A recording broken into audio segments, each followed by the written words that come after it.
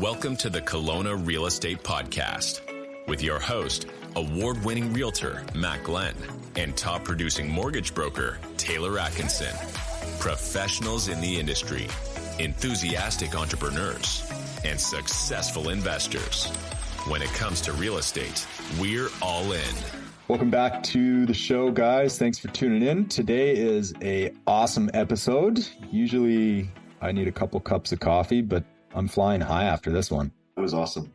Yeah, we bring in a international guest, our first international guest. Hey, Yeah. He joins us from Ireland. His name's Sid Landolt, and he's a partner developer in ONE Varsity with Kirchhoff. And he kind of tells us about his vision for that. Walks through that project and also the rest of his career. It's one of these conversations where you're like, am I not setting my goals big enough in my own life? You know, like, do I need to reevaluate my goals? Like, how are you doing all that? And I'm selling one property at a time. Come on. You know, like you just think about the opportunities are endless, and what an inspiring conversation. Yeah. Also, sign me up for ONE Varsity. Yeah. I feel really good, but you're right. I also feel now I need to reassess my entire life. One of the other things he's done, and we talk about it early on in the show, is World Housing. Fantastic organization. I haven't heard about it before this conversation. Really interested.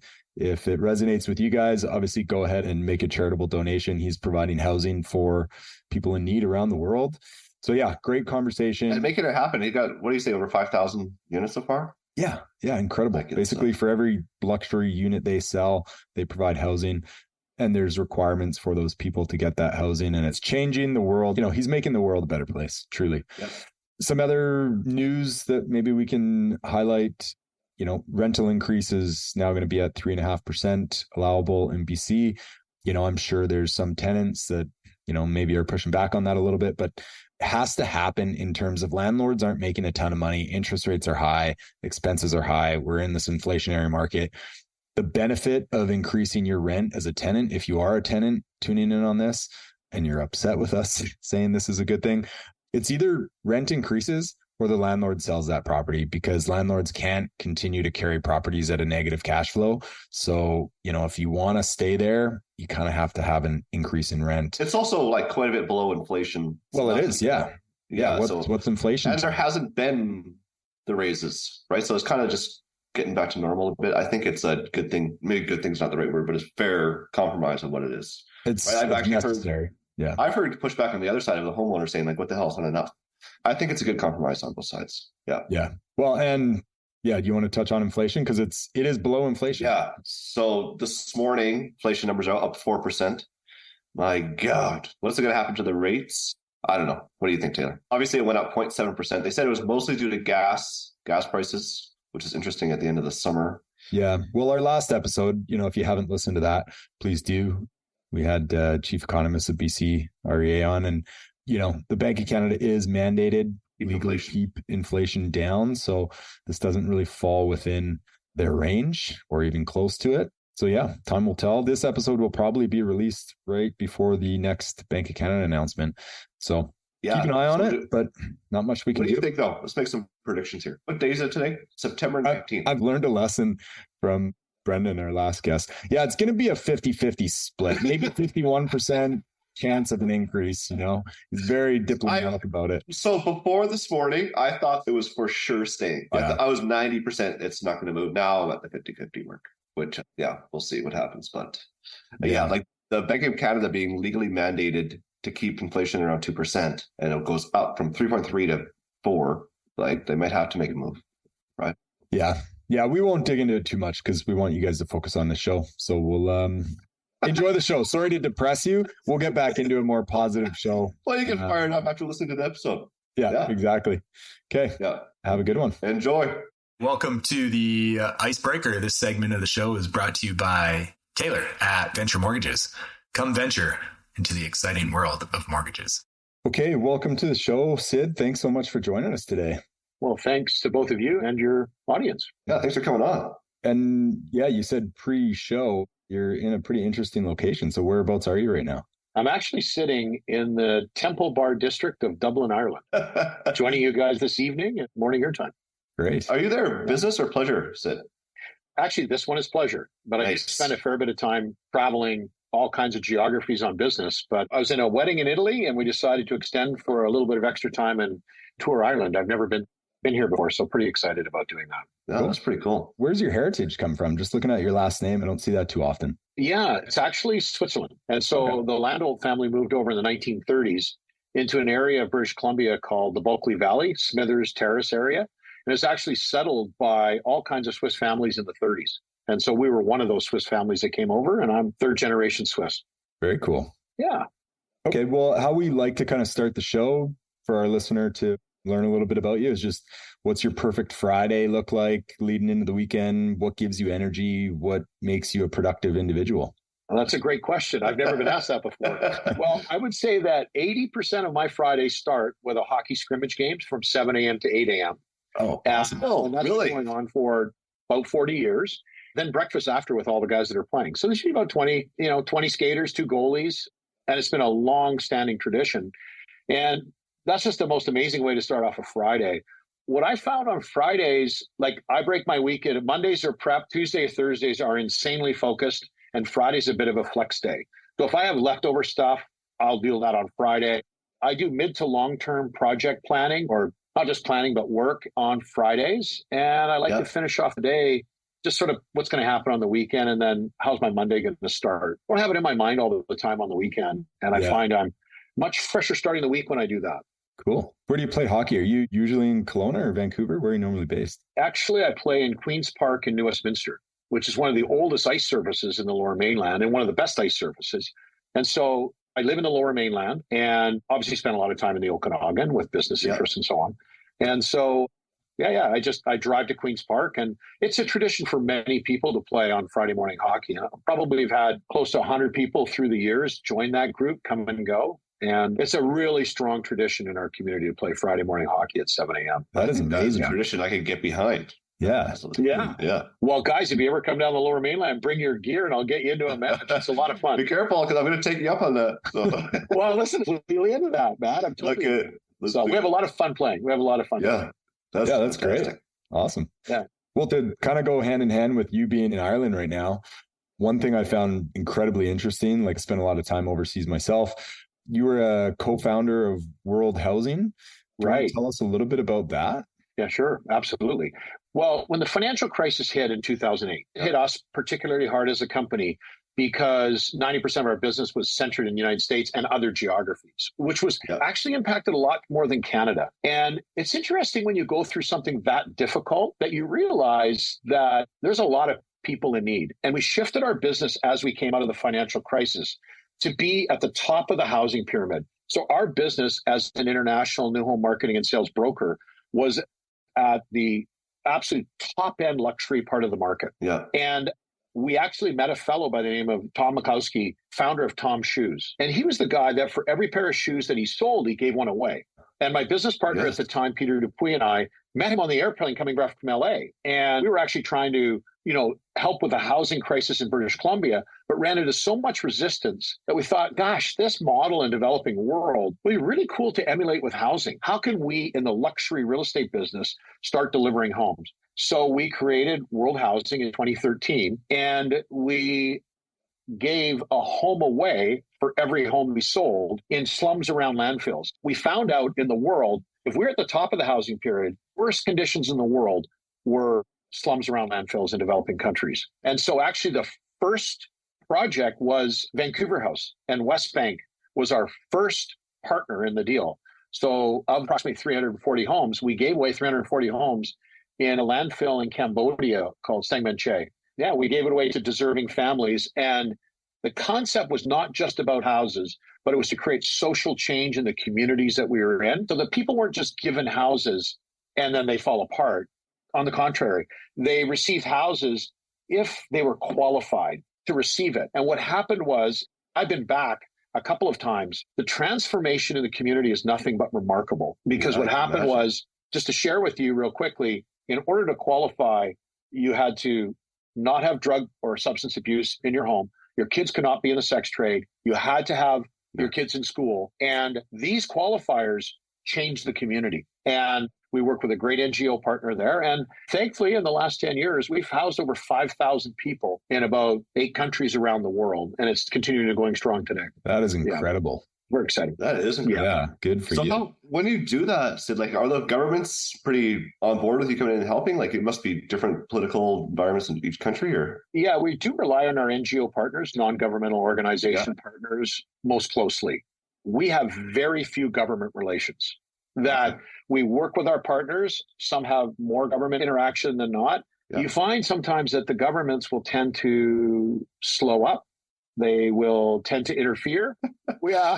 So we work as privately and as non-government connected as we possibly can, right? So that's how we operate. And it really comes down to the partners that we're working with. And we only select partners where they're focused on social change as well.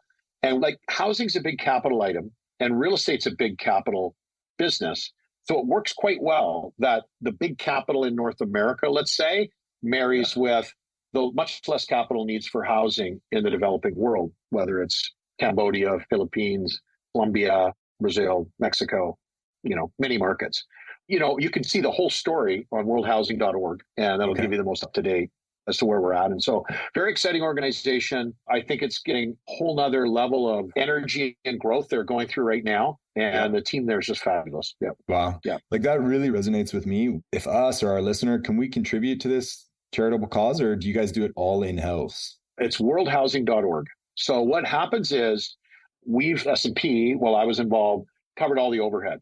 So anything you contributed goes directly. And when you go on the site, you'll see the number of ambassadors and partnerships that have been created with the real estate community. So whether it's title companies in Canada, United States, lenders, individual real estate professionals, real estate companies, right?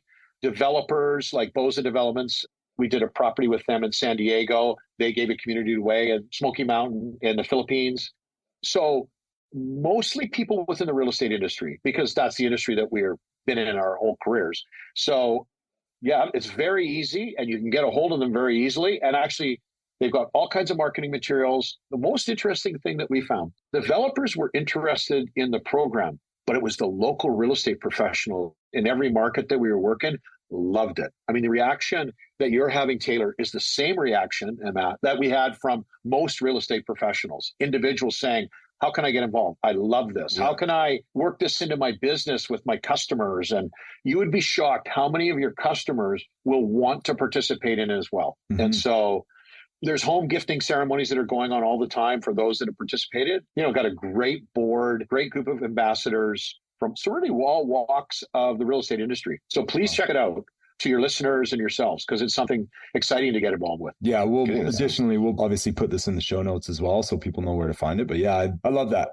To me, this is the perfect way to start a morning. I mean, hockey's great, but listening about this stuff is it's wicked. It's much more meaningful. Yes. Yeah. Yeah, not to compare the two at all, obviously, but I love that. So with your international status, like, obviously you seem like you're overseas a lot, you're building everywhere, you have a lot of international contacts. Why are you involved in Kelowna so much? And how are you involved in Kelowna? Right. Really good question. So just really quickly, I was a broker of new home developments for just about 38 years. About 2 years ago, I shifted to become a development partner, where I take all my expertise that I've learned by selling 30,000 sort of new residential properties around the world to all different buyers from around the world. And you really learn over time what people really want, sort of what they need, but really what they want. Yeah. And that eye of the buyer as a development partner is very unique. So New Generation Properties, my company, partners with local developers. And we're currently partnering with Kirchhoff Developments in 2 properties, one in Summerland called Lake House, which is primary and second home community. And then another property in downtown Kelowna called ONE Varsity. But very specifically, I had been away from the Okanagan for probably 20 years. I hadn't been to Penticton for a long time. Obviously, Kelowna is more of a city, so I'd been there numerous times. And I did business there in the 1990s in a lot of the, what they call those master plan, more retirement empty nester communities back in the 90s on the West Bank and then out towards the airport and Kelowna Golf Club and so on. I got reintroduced to Kelowna about or the Okanagan about 4 or 5 years ago. And whenever I look at a market, no matter where it is, I sort of look at three things. And this is where I invest my time, energy, and capital. First is there an inflow of people? What is the immigration? So if there's an in-migration, that checks that important box. Second is the fastest growing. So yeah, go check it. Well, it's crazy. Yeah. It's crazy. Yeah. And capital flow. So is money pouring into the area? So when people and money are pouring into the area, those are the two big things. Yeah. And the next thing is, I call it government efficiency. Is there a really good, city plan, regional plan? I see what our provincial government is doing right now, where they are saying we need housing development, and they're encouraging the cities now to start getting very aggressive on delivering housing. These are the three things that I look at around the world. And interesting with Kelowna, though, when I got back engaged in Kelowna about 2.5 years ago, I saw the first two. The third one was just coming. But the difference I saw in Kelowna was when I was selling real estate in the 90s in Kelowna, we had a story. And I came back in, call it 2020, 2021, it was the same story. And from an international perspective, I came in and said, stop. This is not the same story. The components are the same. The difference is this is an amazing small city. I've been to cities all over the world. And there was a magazine called Monocle Magazine, which does a survey of cities around the world. And Victoria at the time had been ranked somewhere in the top 25 small cities of the world. Are you kidding me? Victoria? Well, you got Kelowna, and look at the assets of Kelowna. And then this is actually how residents picked up on this. And they said, well, we should do something on small cities in Canada. And that's how Kelowna got ranked number 2, because it's got all the components. And when you think about it, Canada is ranked one of the best countries in the world. And if Kelowna is one of the second best small city in Canada, where does it sit in the world, of course? So the added excitement around Kelowna is, yes, the components of the recreation and of the lifestyle and of the emerging industries and all that stuff are great. I felt the story was being told from a very localized basis. It hadn't changed.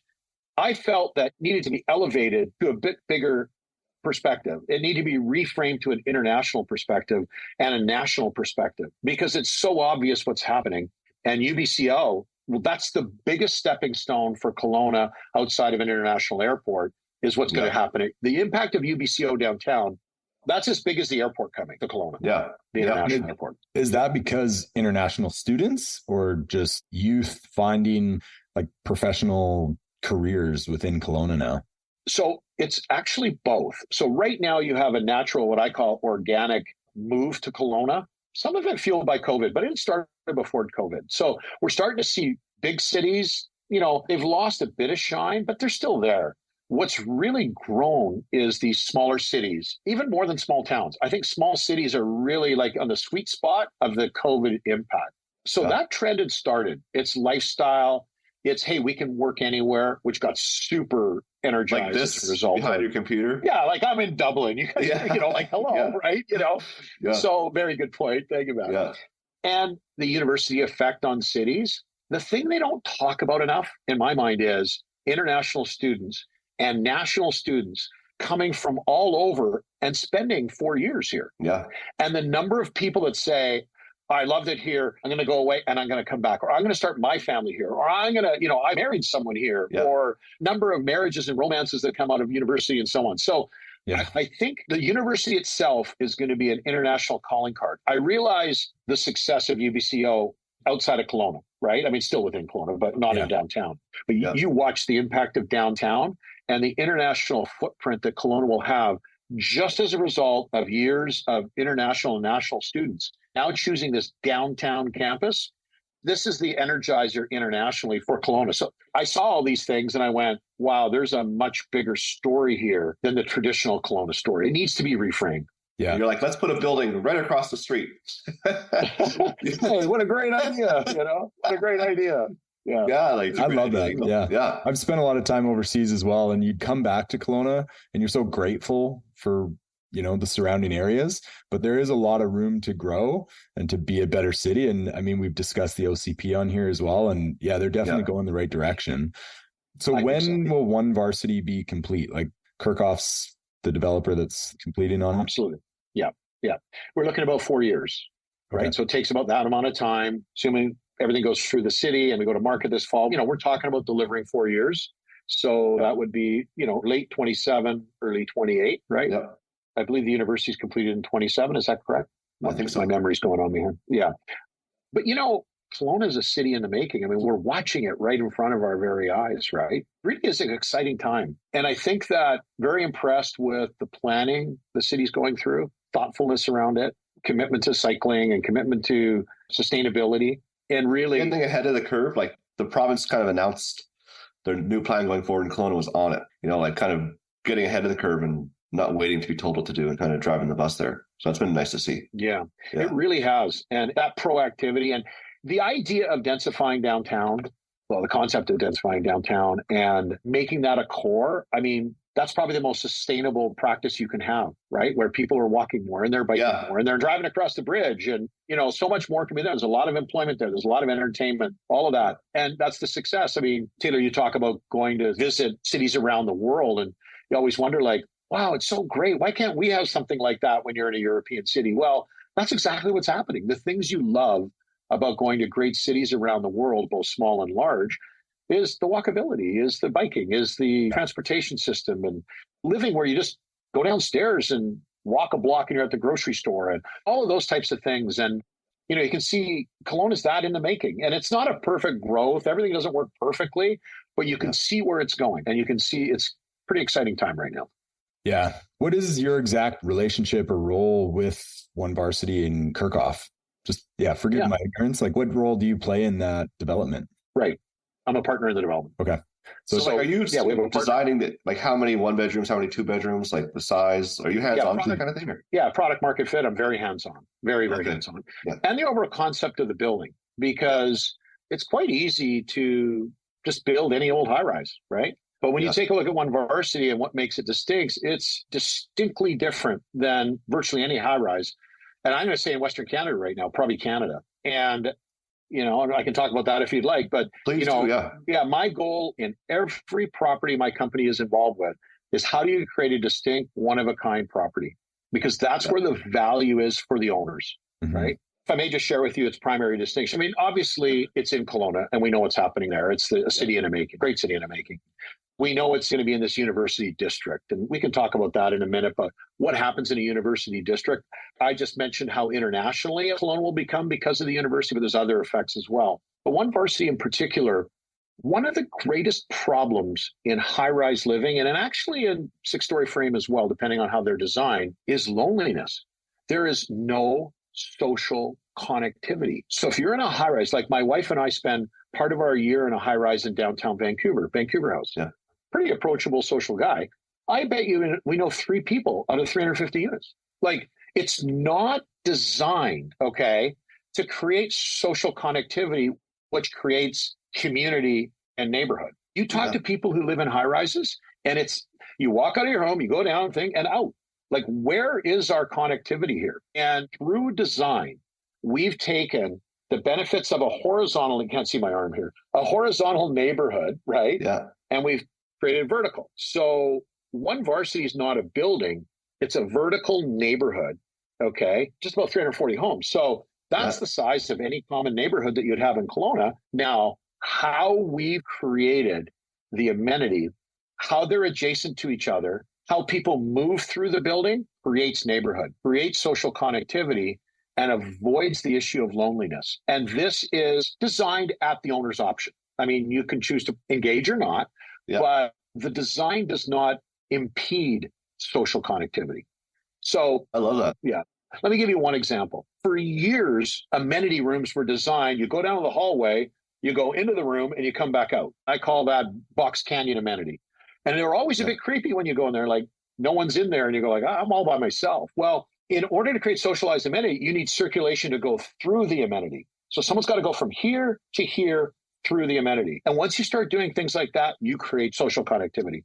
So we're the start, I believe, of a really big trend. And we're seeing it in hospitality.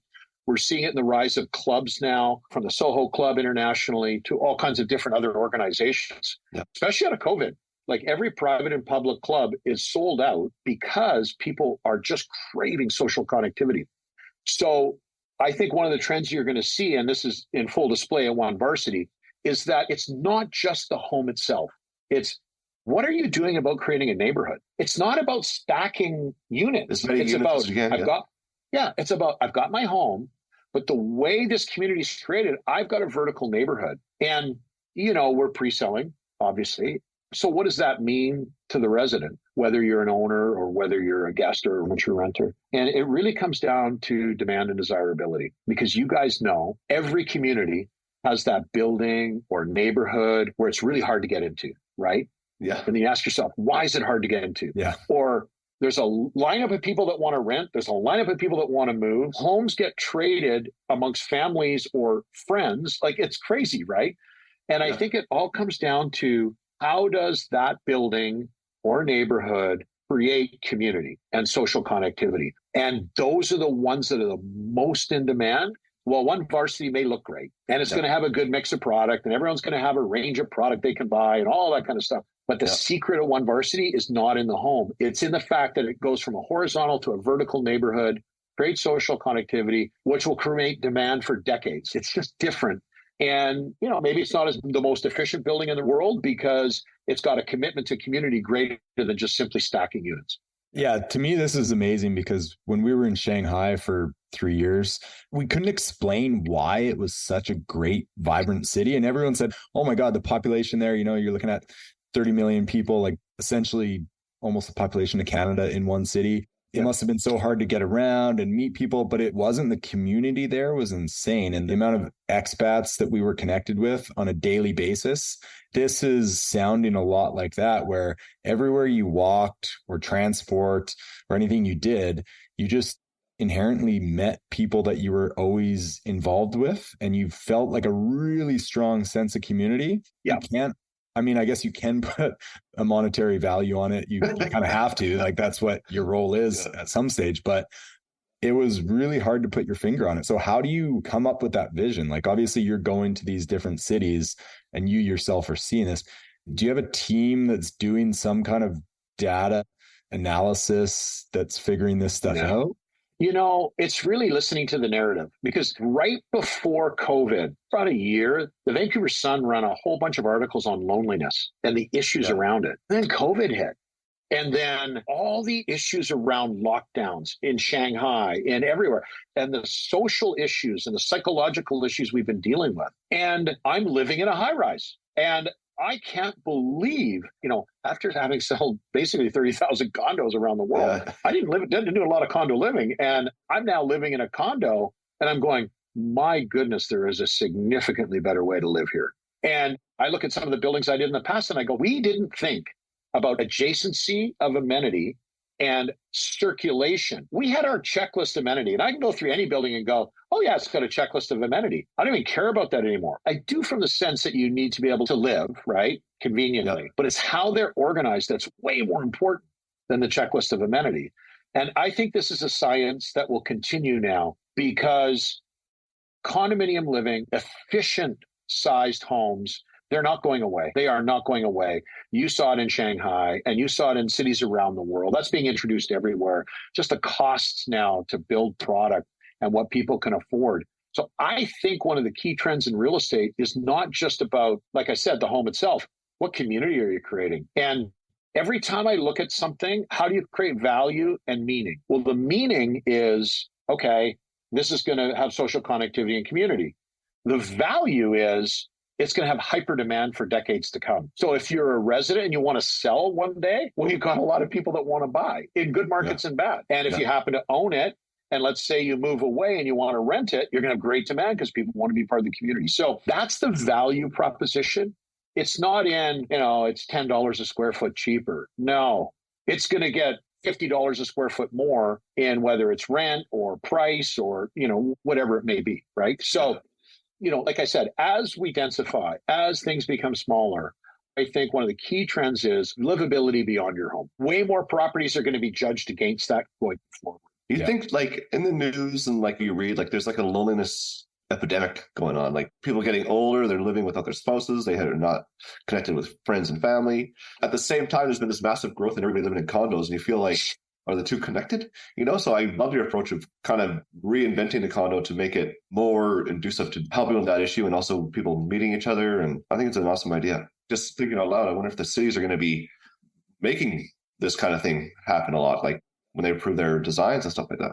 I think there's emerging principles and science around it, right? We went through this whole period of safety, right? Like, overlooking cities and how you make communities more safe, right? But I think the psychological impact of previous developments and of COVID are now just bringing this forward, right?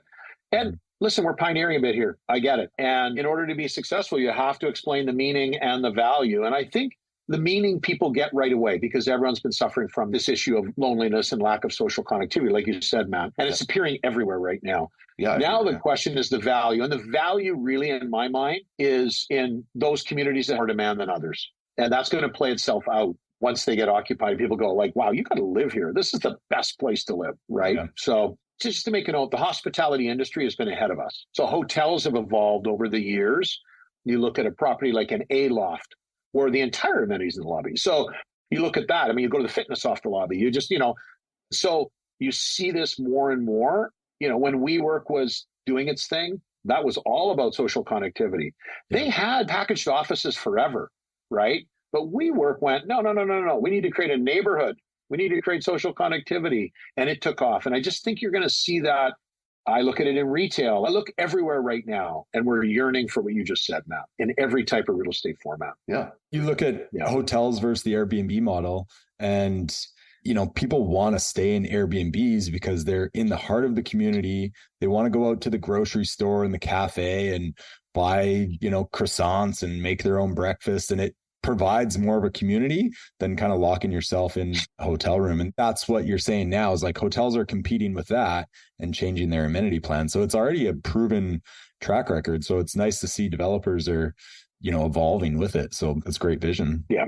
In terms of that, how do you see this affecting the market then? Like if this is the catalyst to create Kelowna as more of an international city and population growth and youth and jobs, and what's this going to do to the market? Not just ONE Varsity, but essentially the UBCO campus growing in Kelowna. Are we going to see, prices increase? We've already seen, obviously a supply and demand issue here, much like every other city. But I guess, since this is the Kelowna Real Estate Podcast, I have to selfishly ask, where's the market going in Kelowna? Right. Great question. And again, like every market, it's supply and demand, right? And so 100% there will be more demand because you're putting a university in there and students are going to come. So, I mean, that couldn't be any more obvious, right? Yeah. I think the most important thing, the cultural impact that a university has on a city, okay? It just is a better place to live, whether it's for educational opportunities, whether it's partnership with the university and businesses, whether it draws more businesses in, more demand will be created because of the cultural impact that the university will have. But markets tend to find themselves that as you get more demand, you get more supply. And I worry less about hyperinflation of real estate values. Quite frankly, in new developments, most of the inflation is cost push inflation. In the resale markets, it's a bit different, right? But in new development, a lot of it is cost push. And our costs have gone up dramatically in the last 3 years. I mean, dramatically. And when I look at, 4-story frame, 6-story frame selling for $1,000 a square foot, it's all cost push. There's no extra, wow, developers are making a big profit because of demand. It's not the case. It's all cost push. You'll see concrete's going to be 20, 30% more. And it's the reality of cost push inflation. And I mean, my family's going to be buying, in our property. And it's because I see what's going on now and going, okay, this cost push, it's not changing right now. So I think you'll see development, especially with the government intention, development keep pace with demand, especially downtown where it's denser, and that's where the density should be. And Kelowna gets better with density. For example, in ONE Varsity, we were to go to the market last year this time, assuming we would have got all the approvals with the city. But inflation was doing this and interest rates were doing this. It was like no one knew where it was going, right? Well, it's a little bit more stable now. But we took the time to redesign our main floor and put in a neighborhood, urban market grocer, right? So that's as big an amenity for the city as anything right now, where people are going to walk to the likes of, and I only use this as an example, but the urban fairs and the choices or the different markets that you see. Nestor's, thank you. That was what I was thinking of. But I mean, these are really cool. These are really cool places to go. And it just brings more fabric to the downtown. So there's a perfect example. We changed course and we said, wow, we got to give back more to this neighborhood while we have this moment. And so we put that in, and we've got the full bay for it. It's all set up for it. One of our partners is involved in that industry. So we added something that's going to add to the downtown of Kelowna. And you're going to see this all over as a result of the university. Is it going to be a perfect, growth of supply and demand of everything? No, it'll be a bit jagged. The trend is right. One of the cooler, greater cities, in the world is in the making right now. And I'm grateful for the governance of the city and the OCP and the work we've been doing with them. I believe that UBCO campus, though, is really the catalyst that you're going to see Kelowna hit a stage that it hasn't to date. Yeah. What are the amenities in ONE Varsity? Obviously, the grocery store. Like, what else is there? It's got outdoor and indoor amenity, and we've put it on the top of our podium, right, the way it works. And our outdoor amenity is like having a backyard.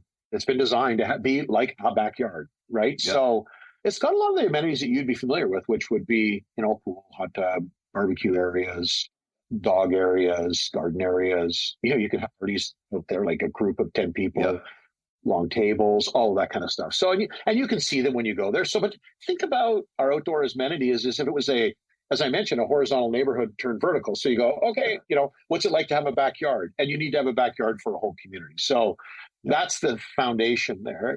Inside, it's really the organized amenities, from a community room with television there to people can gather. You have dinners. There's a private dining room if people want to take it out. There's a podcast room. There's an esports game. Where do we book? Yeah, exactly. Listen to the inaugural podcast in. Let's do that. Let's do that. Yeah, let's do it. When is it going live? When do pre-sales start?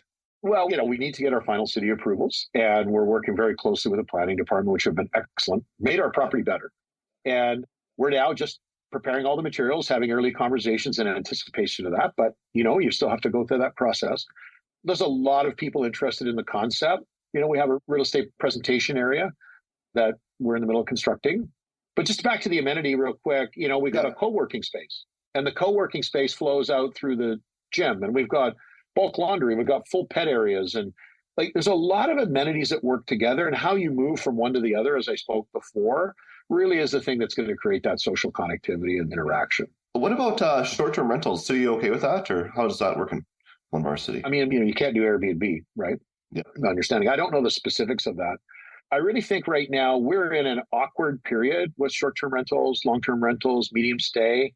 I see this as much as a generational issue as I do Airbnb versus full-time, and that the next version of buildings, I believe, in conjunction with cities, need to really acknowledge the fact that people live differently. People just live differently, and that you can live in Kelowna for 5 months and live somewhere else for the rest.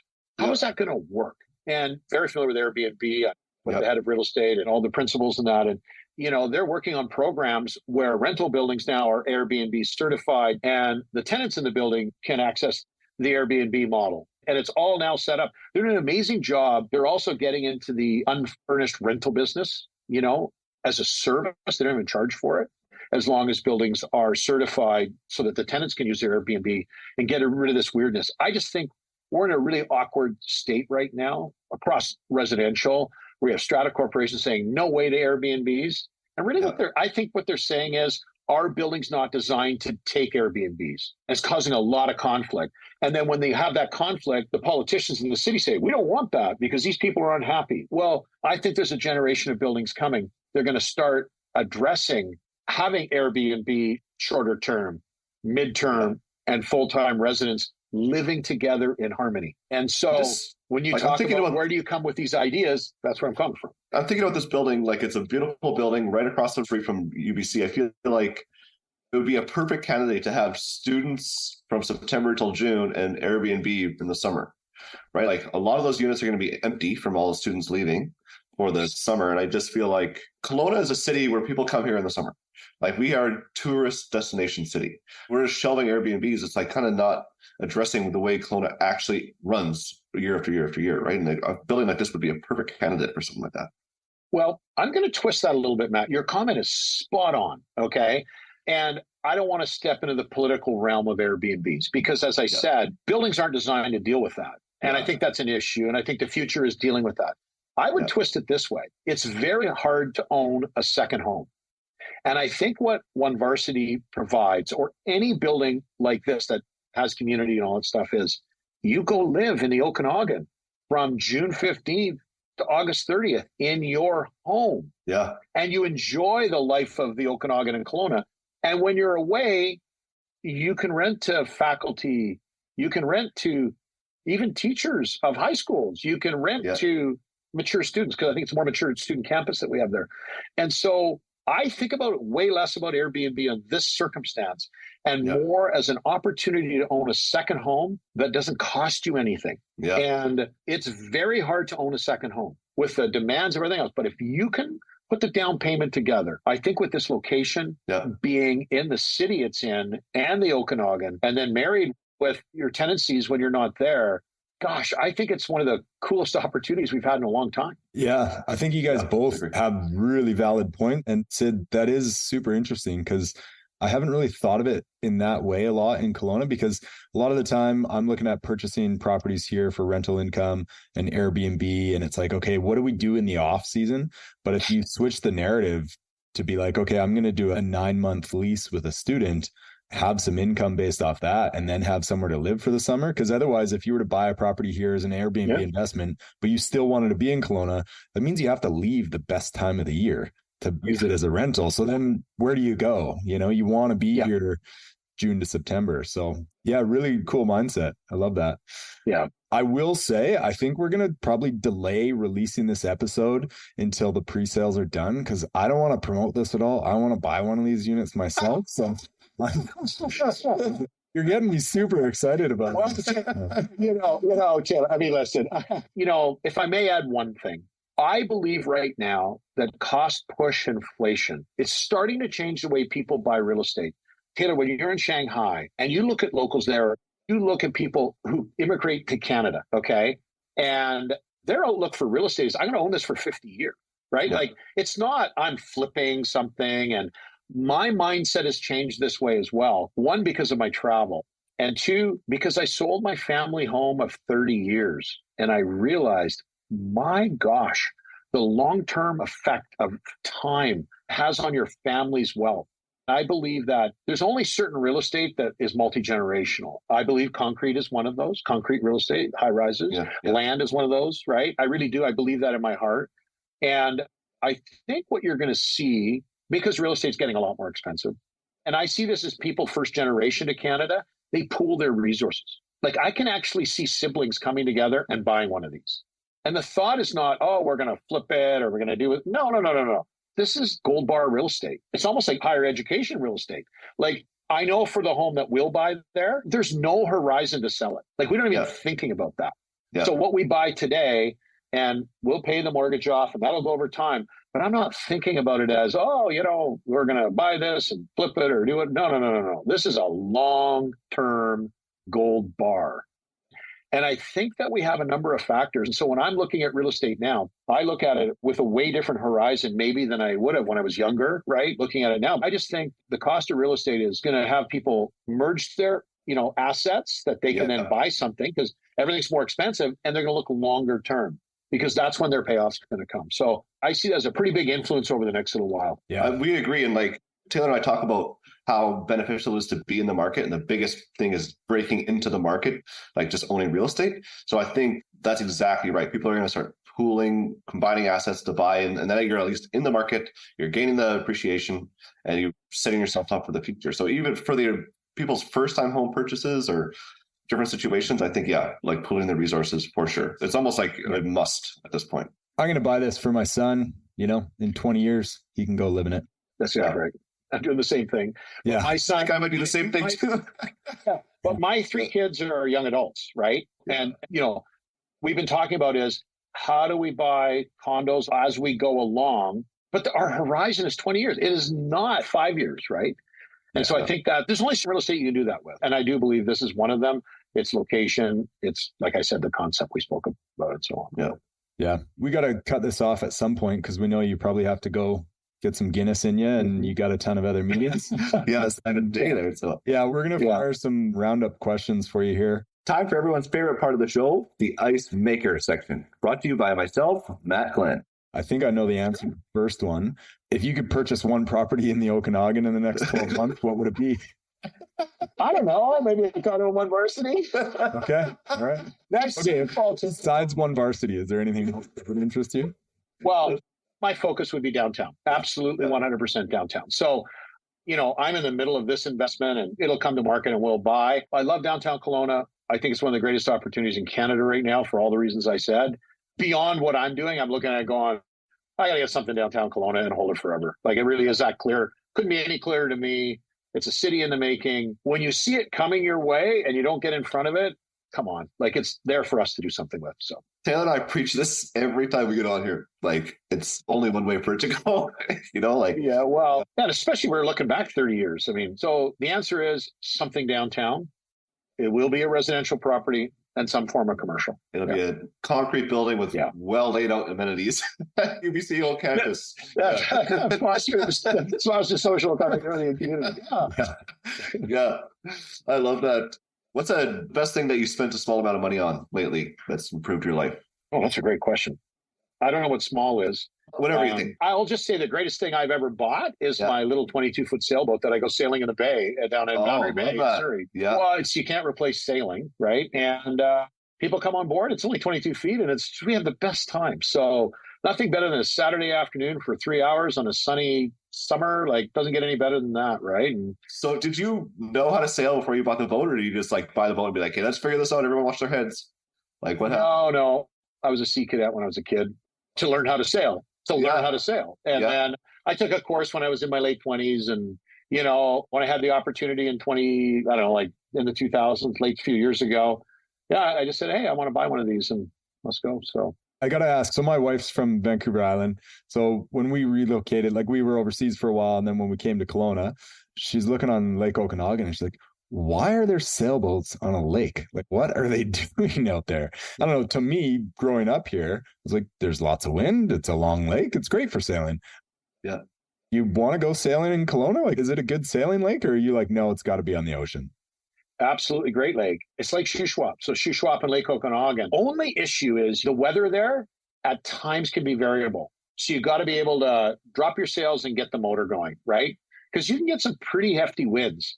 And so the only thing about sailing on lakes and, Lake Dillon in Colorado, big lake up there, any of these sort of mountain lakes, you do have issues of storms can whip up pretty quickly. So you just have to be conscious of weather and get ahead of it. When you see it brewing, sails down, in, all good. My buddy in Penticton sold his houseboat and bought a sailboat, to give you an idea.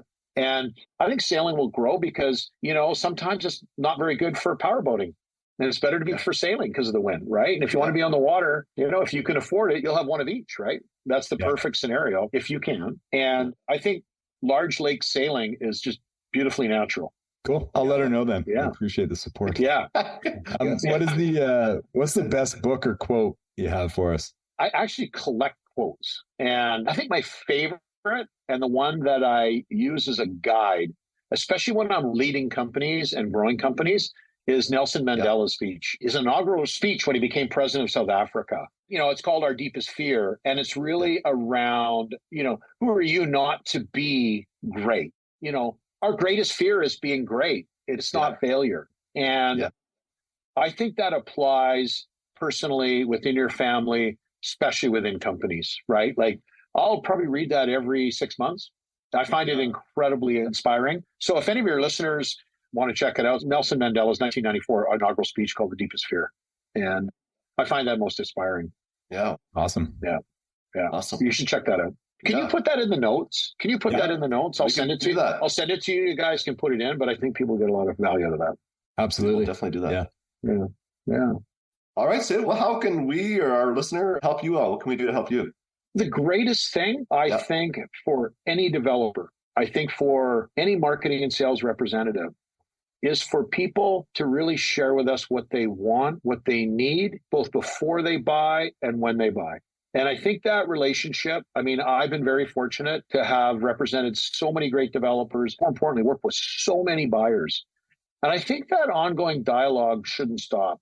I think it needs to be continuous, and your guys' effort to foster the real estate dialogue, I think is hugely valuable. So, to the extent that we continue to share that information, it'll just make our properties better. It'll just make environments better. Yeah. And I think that when we can bring that narrative in with the city, where you've got people that are guiding the city, hearing from the real estate professionals and the people that are occupying the real estate, I think that's the greatest thing. So I think it's really the narrative around not how you stop this being a great city, the narrative around how you can make it a great city, because it's coming. Once you decided to put the university in, you changed the direction of Kelowna forever. And now it's all about, let's not talk about stopping. Let's talk about making it the best it can be, because cities around the world have done a great job on that. And it's going to come from input from everyone. Yeah. I love that. Yeah. Well, we loved having you on. Honestly, this was a great way to start the day.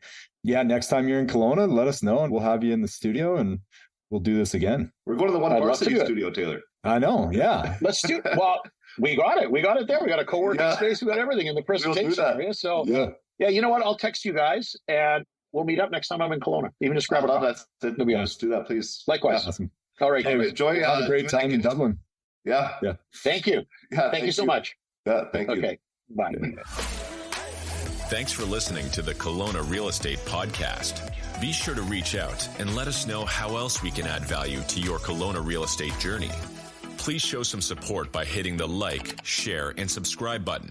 This is sponsored by Matt Glenn Real Estate and Taylor at Venture Mortgages.